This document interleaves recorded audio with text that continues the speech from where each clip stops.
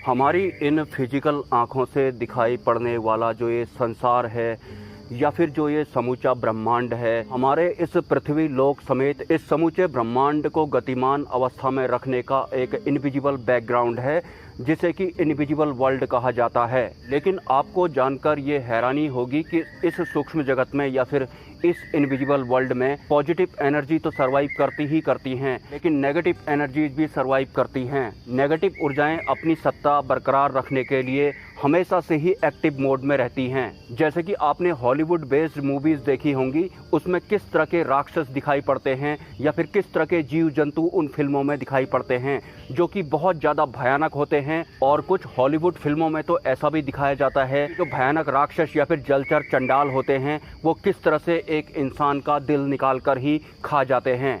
और टोटल मिलाकर उन फिल्मों को हमारे इस फिजिकल वर्ल्ड का लगभग हर इंसान देखता है, जिससे कि कई सारे इंसान तो भयग्रस्त भी हो जाते हैं। और जो इंसान इस तरह की डरावनी मूवीज़ को देखकर भयग्रस्त हो जाता है, वो इंसान एक तरह से भय उत्पन्न करने वाली इन नेगेटिव एनर्जीज के अधीन हो जाता है। लेकिन हमें ऐसा लगता है कि ये तो सिर्फ फिल्में हैं, लेकिन ऐसा बिल्कुल भी नहीं है। इस तरह की भयानक राक्षसों वाली या फिर जलचर चंडालों वाली जिससे कि भय उत्पन्न होता है, इस तरह की फिल्में बनाने का आइडिया उनके पास आखिर आता कहाँ से है।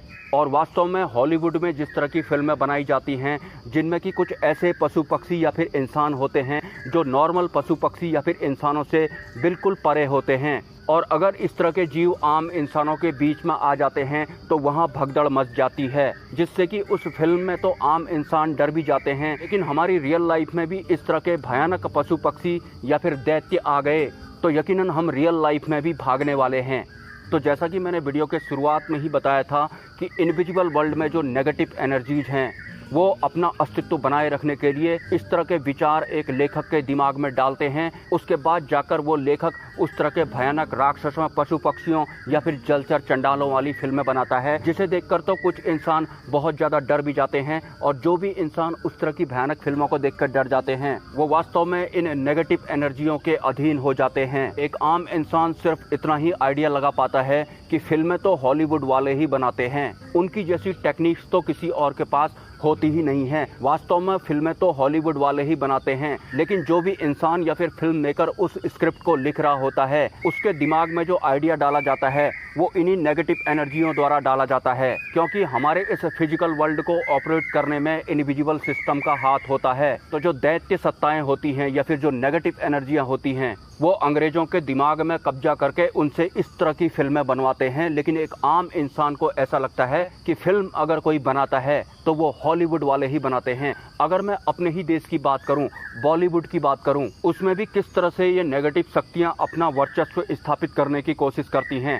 जैसे एक इंसान किसी साधु बाबा के पास जाता है और उनसे पूछता है कि बाबा जी, क्या आप बता सकते हैं मेरी मृत्यु कब होगी।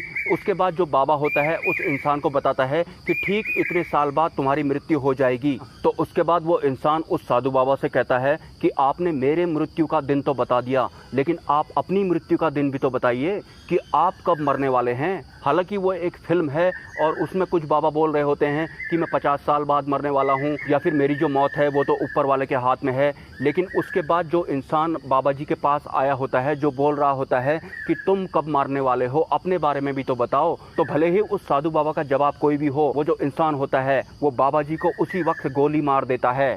फिर उस फिल्म में कुछ इस तरह से मजाक बनाया जाता है कि बाबा जी को अपनी मौत के बारे में तो पता है नहीं, दूसरे की मौत का पता बताने लगे हैं। और मे भी जब भी इस तरह का दृश्य फिल्मों में आपके सामने घटित हो रहा होगा तो आप हंस रहे होंगे और उस दृश्य को आप भूल भी गए होंगे। लेकिन वास्तव में वहाँ पर एक बाबा जी का मजाक बनाया जा रहा होता है। बाबा जी इन द सेंस कोई ऐसे पुरुष जो कि अध्यात्म की लाइन में है, उनका मजाक बनाया जा रहा होता है और मौत का भय भी वहाँ पर पैदा किया जा रहा होता है। उस दृश्य को देखकर एक तो आपका अध्यात्म से विश्वास उठ जाता है, दूसरा उस फिल्म के इस सीन में नेगेटिव सत्ताओं द्वारा जो दिखाया जाना था या फिर जो भी उनका मकसद था, भय उत्पन्न करना या फिर अध्यात्म की लाइन से दूर रहना, उस मकसद में वो कामयाब हो जाते हैं। हमारे इस फिजिकल वर्ल्ड में आम इंसान को ईश्वर से दूर करने की हर संभव कोशिश नेगेटिव एनर्जियां करती हैं, भले ही वो फिल्मों के ही माध्यम से क्यों न करें। नेगेटिव सत्ताएं जताना चाहती हैं कि हमारा भी इस दुनिया में कोई अस्तित्व है, और वो सफल हो जाते हैं अगर एक आम इंसान भयग्रस्त हो जाता है। जो नेगेटिव ऊर्जाएं होती हैं वो आम इंसान के दिमाग को अपने अधीन कर लेती हैं, उसके मन को अपने अधीन कर लेती हैं। उसके बाद वो इंसान जो भी परफॉर्म कर रहा होता है, उसकी परफॉर्मेंस देखकर हमें ऐसा लगता है कि ये जो भी कृत्य इसके द्वारा किया गया है या फिर इसके द्वारा हमें दिखाया गया है, ये तो इस तक ही सीमित है। जबकि वास्तव में हमारे इस फिजिकल वर्ल्ड को या हमारे इस संसार में जीवित रहने वाले जीवों को कई तरीके से सूक्ष्म जगत की नेगेटिव ऊर्जाओं द्वारा टाइम टू टाइम अपने अधीन करके उनसे कुछ ऐसा कृत्य करवा दिया जाता है कि हमारे ही आम इंसानों के बीच में हम अपने निजी स्वभाव में ना रह पाएं और हमें ये भी पता लगे कि इस दुनिया में इस तरह का भी कुछ होता है। और वास्तव में वो होता है, हमारे इस पूरे फिजिकल वर्ल्ड को इनविजिबल वर्ल्ड द्वारा हैंडल किया जाता है या फिर ऑपरेट किया जाता है। और आजकल हमारे इस पृथ्वी लोक के जो हालात हैं आपको पता होंगे, उनको देखते हुए आप ये कह सकते हैं कि नेगेटिव एनर्जियां जो हैं वो इस वक्त फुल पीक पर हैं। और जिन नेगेटिव एनर्जीज की बात मैं कर रहा हूं वो हम इंसानों वाला भूत प्रेत नहीं है। वास्तव में हमारे इस ब्रह्मांड में जो इनविजिबल व्यवस्था है, उस इनविजिबल व्यवस्था में पॉजिटिव एनर्जीज की भी एक बहुत बड़ी सत्ता है,